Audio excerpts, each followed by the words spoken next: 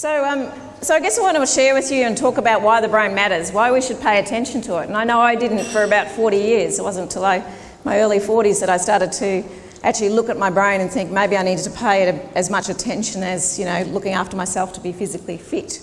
I really didn't give my brain much kind of thought. And yet it's kind of interesting because your brain is the most vital organ in your body. It's actually the thing that keeps you alive. It's the thing that helps you to survive. So I think there's a lot of stuff that's coming out of neuroscience, and I guess I just want to put a little bit of a caution out there first. There's an awful lot of neuro this and neuro that. Has anyone been seeing kind of neuromarketing, neuroeconomics, left, right and centre? I would say to you that, be cautious about the material that's coming through. Interrogate it, have a look at it, see if it makes sense to you. But there certainly is some new insights coming out from particularly cognitive social neuroscience that are challenging the way that we do things, and we need to be really aware of those and think differently. Our brains are clearly under stress, and I think Georgia mentioned before about the rapid change. Do you think that the pace of change is going to get any slower? Hands up if you think it's going to get slower. No. Do you think it's going to increase?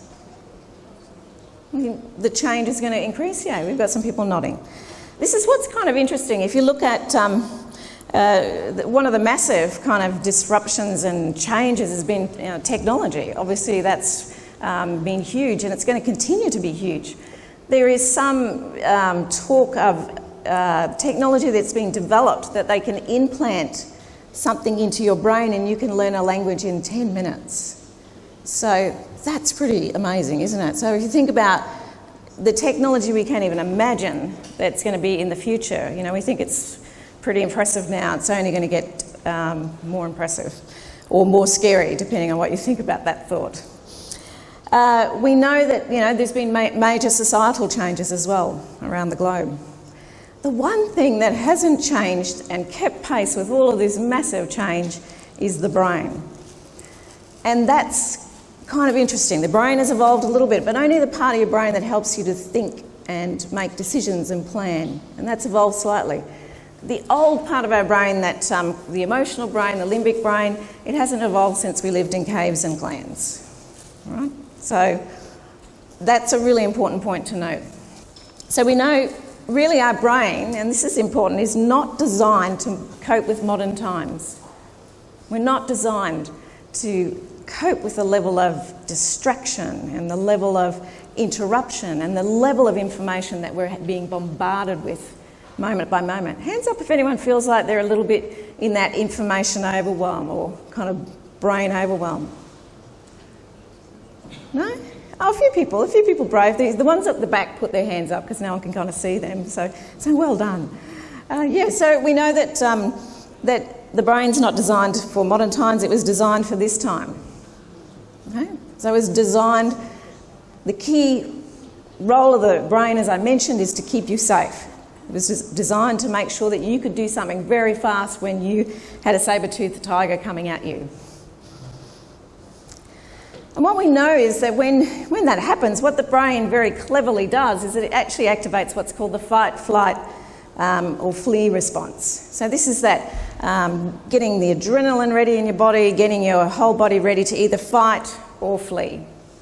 Okay, so that's a really old biological process, and there's a whole bunch of, we notice when we're going into that fight or flight stage, you get a dry mouth and your heart starts to beat and you maybe sweat and things like that. There's a whole bunch of hidden effects though as well. And we know that whilst we're not dealing with saber-toothed tigers, we are still experiencing fight, flight and flee responses in the workplace. And what happens when we actually, what I call go limbic, or experience that limbic arousal, our old part of our brain waking up and telling us that there's something that we need to pay attention to? We kind of have 6 key emotions. So there's only 6 emotions, and there's something very distinct. It's something that happens unconsciously, and there's only 6 of them. So anger, fear, joy, sadness, surprise and disgust. What do you notice about those? Which ones are, how many of them are good and how many of them are not so good?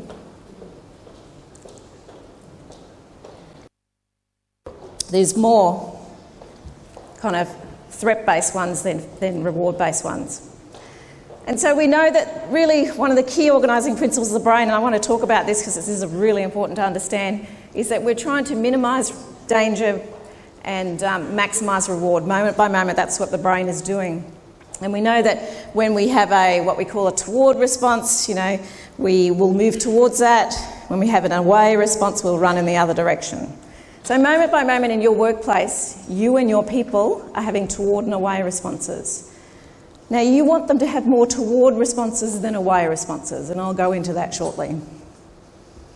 The bad news is that the brain is more wired to detect threat. There's 5 times as much threat circuitry in the brain than reward circuitry, and we're 70% more tuned to threat than reward. So moment by moment, your brain's looking for things that might harm you and trying to keep you safe.